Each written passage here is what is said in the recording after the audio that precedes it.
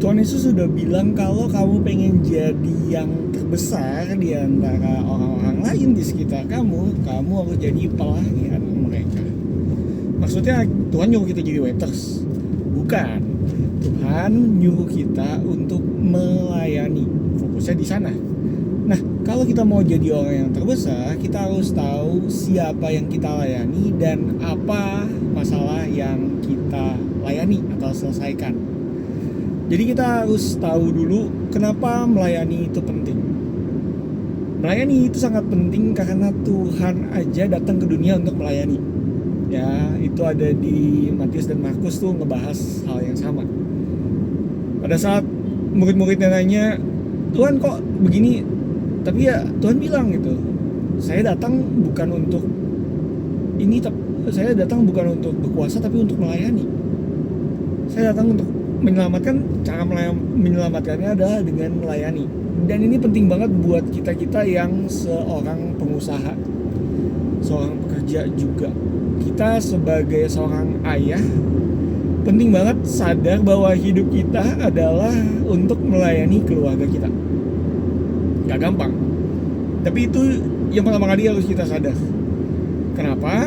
Karena kita udah dikasih tanggung jawab sama Tuhan untuk keluarga kita, untuk pekerjaan kita, untuk usaha kita, untuk kita bisa melakukannya itu dengan sebaik mungkin dan juga bisa melayani orang-orang di sekitar kita. Nah, kalau kita mau jadi yang terbesar, rumusannya sebenarnya simple. Kalau kamu pengen jadi yang terbesar, kamu harus melakukan atau menyelesaikan masalah besar bagi sebagian besar orang atau jumlah orang yang besar, atau kamu menyelesaikan masalah yang besar bagi orang-orang yang besar. Orang besar ini maksudnya orang-orang kaya, orang-orang levelnya tinggi, punya kedudukan atau sejenisnya ya. Nah, dengan kita menyelesaikan masalah yang besar tersebut, otomatis orang-orang tersebut akan menyadari bahwa oke, kamu adalah orang yang besar di bidang tersebut. Kita nggak akan bisa jadi orang nomor satu di semua bidang. Ya, kayak kita tahu orang-orang hebat aja seperti Michael Jordan, itu hebatnya di bidang basket. Tiger Woods bidangnya golf gitu. Dan kalau kita nggak nentuin di mana kita akan hebat, kita juga nggak akan bisa hebat dimanapun gitu.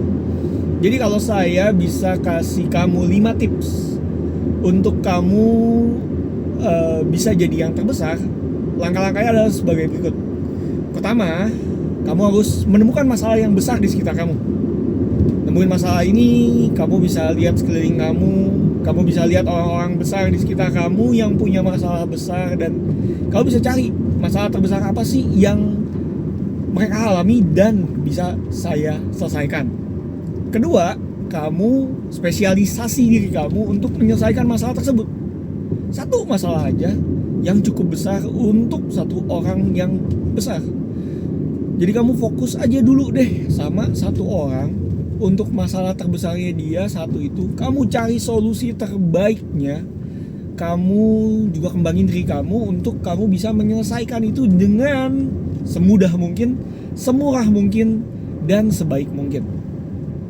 Ya, jadi itu cepat, bagus, murah, itu udah, kalau kalian bisa lakukan itu udah the best deh. Kalian udah bisa jadi nomor satu.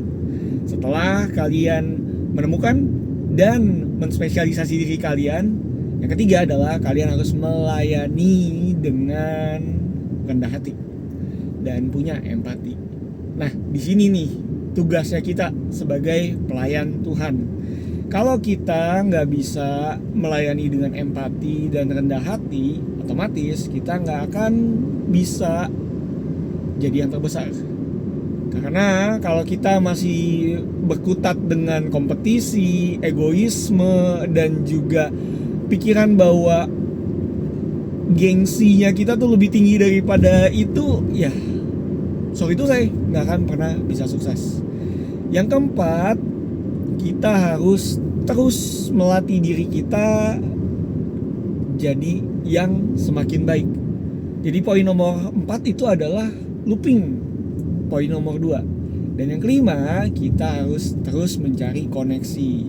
Semakin banyak orang yang bisa kita bantu selesaiin masalahnya, semakin besar juga kompensasi yang bisa kita terima.